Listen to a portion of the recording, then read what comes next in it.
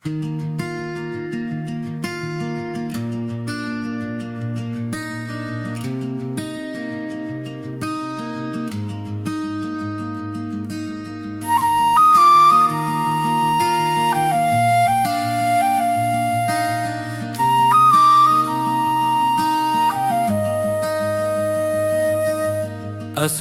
குலவேந்தனின் ஆருயிர் புதல்வனே,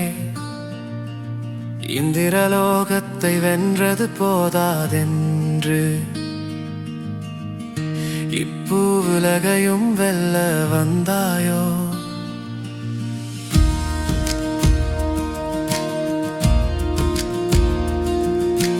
அசுரர் குலவேந்தனின் ஆருயிர் புதல்வனே, இந்திரலோகத்தை வென்றது போதாதென்று இப்பூவுலகையும் வெல்ல வந்தாயோ? ஆனால் இம்முறை அன்பெனும் அஸ்திரம் கொண்டு அகிலத்தையும் வெல்வாயே. பிரஜாபதி ரிஷி யோகி, பிரஜாபதி ரிஷி யோகி, பிரஜாபதி ரிஷி யோகி. ஆன்மீகம்னா என்ன? ஜீவாத்மா பரமாத்மாவோட தொடர்பு கொள்ளக்கூடிய அந்த நிலைய ப்ராசஸஸ் தான் என்ன சொல்றாங்க, ஆன்மீகம்னு சொல்றாங்க. காரிருளை கருமேகமாக்குவான்,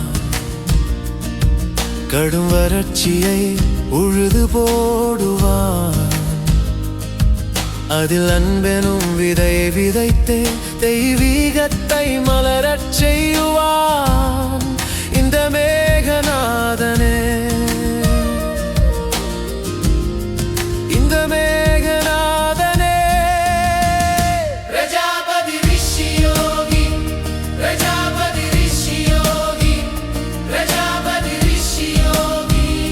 சக்தி படைச்சா கூட கொஞ்ச நாள் இருந்து காணாம போயிடுவான்.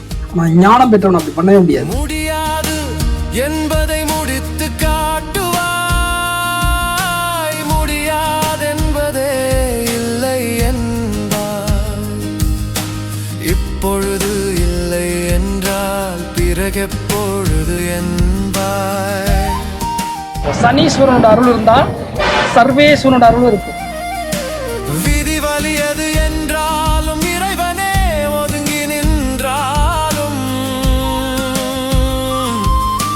விதி வழியது என்றாலும் இறைவனே ஒதுங்கி நின்றாலும், யாம் இருக்க பயமேன் என்று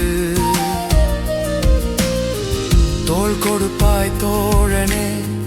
எங்கள் விஸ்வாமித்திரரே, எங்கள் விஸ்வாமித்திரரே. பிரஜாபதி ரிஷி யோகி, பிரஜாபதி ரிஷி யோகி, பிரஜாபதி ரிஷி யோகி.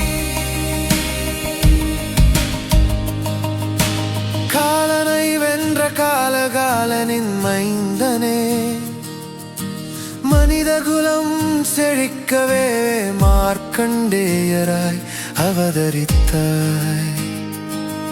இந்த மனித குலம் செழிக்கவே மார்க்கண்டேயராய் அவதரித்தாய்.